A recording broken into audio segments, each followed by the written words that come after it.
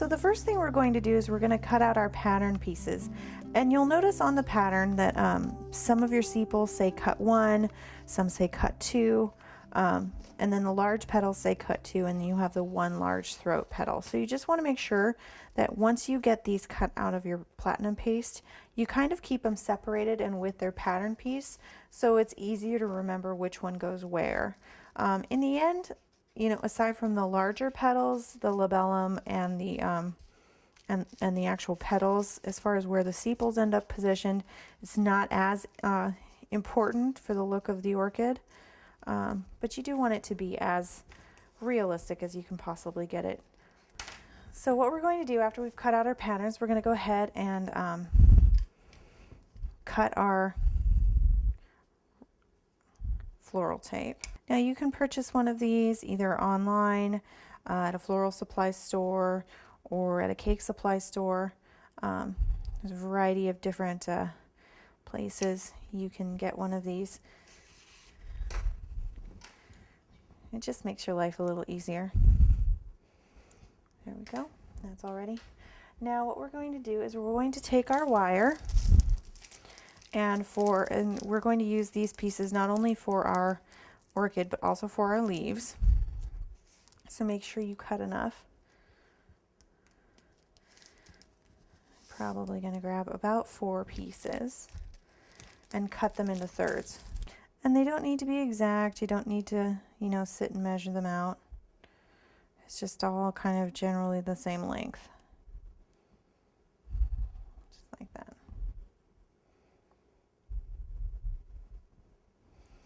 Okay. Now we're going to start with the center of our orchid, which there isn't a pattern piece for.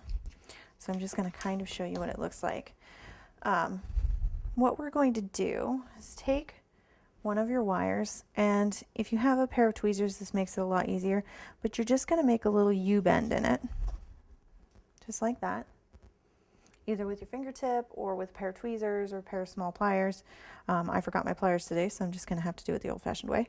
And then you just want to grab it again and bend it back over on itself. So you're left with something that looks like that. And then what we're going to do is we're going to take a small ball of our gum paste, about the size of a pea. I'm going to actually start to make it more of a cone by just pinching the top between my 2 fingers. And once I have like a nice teardrop shape,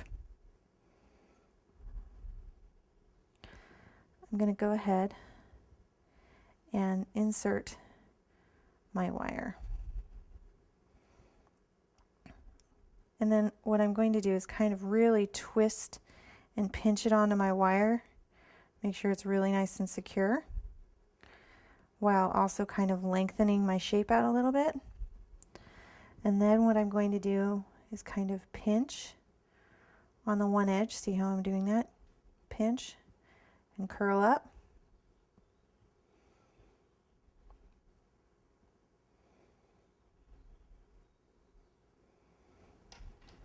And then I'm going to take my small scissors and clip it in half, the little pinched portion. Really kind of elongate that with my fingers. And then finally, with my veining tool, the wider edges of my veining tool, I'm just going to kind of press down to create that little divot.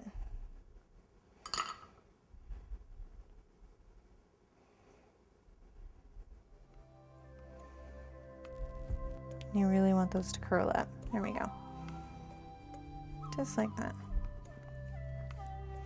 And then I'm going to hang this on my flower rack to dry.